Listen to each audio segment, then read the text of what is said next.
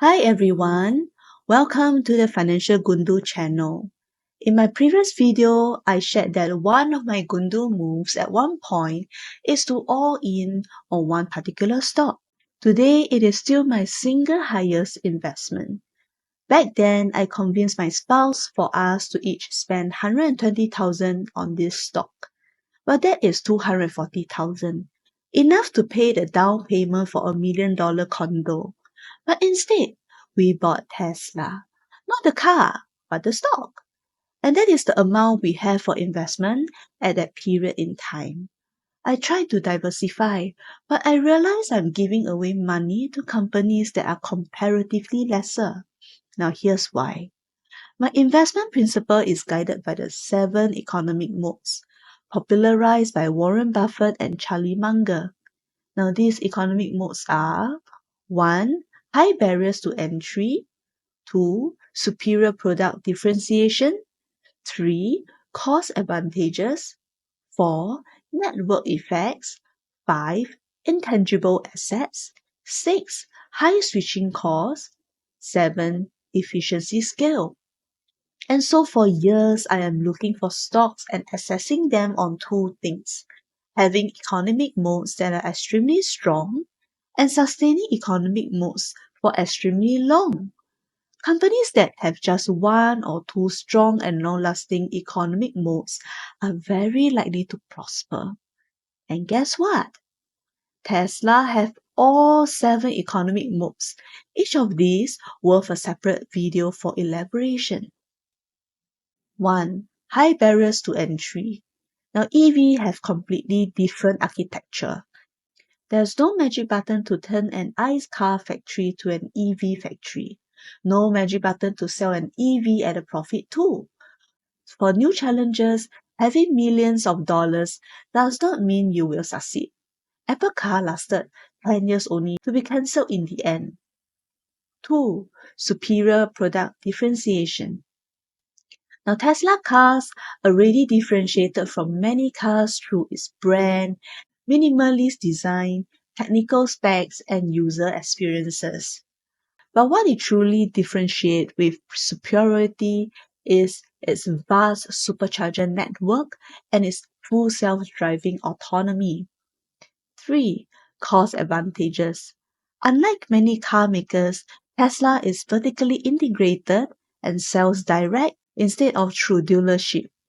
Tesla also constantly innovates its manufacturing processes to bring down costs. To Tesla, the factory is the product. Hence, after so many years, Tesla and BYD are still the only two EV makers that make a profit out of every EV sold. 4. Network effects. In this digital age, data is the new gold. Every Tesla driven by the customer gather real-world driving data, which in turn improves the quality of Tesla FSD, insurance, and robo-taxi products. With improved quality in autonomy, underwriting, and ride-hailing, this data flywheel well further differentiates Tesla products, attracting more drivers to use a Tesla. 5. Intangible assets. Tesla has many unique intangible assets, with its CEO being the best of it all. Elon Musk is a visionary leader with vast knowledge and skills across multiple disciplines. Unlike many ivory tower CEOs, he works a lot and even sleeps in factories. In addition, Tesla has synergy and access across its companies like SpaceX, Starlink, X, and XAI. 6. High switching costs. This is for customers who buy into Tesla home energy system, where their houses and Teslas will be powered by solar. Not only is this clean and free, but the system also prevents outages and earns you cash from VPP and eventually FSD. Now these customers are unlikely to switch away from their total cost of ownership and Tesla's seamless integration. 7. Efficiency scale. This is for organizations who buy the Tesla mega packs, which are essential for solar and wind farms because there isn't always strong sunlight and wind. For solar fuel plants, the mega packs stabilize the grid and replace bigger plants which are costly and polluting. Tesla scales well in this growing but finite and niche market of the grid efficiently. And there you have it. Tesla is the only company I found so far that have all 7 economic modes, with the first 5 economic modes being extremely strong and long-lasting in my opinion.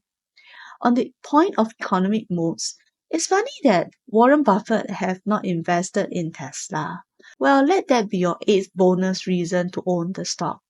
You want to get in before the Berkshire Hathaway do. However, please note that this is not a financial advice.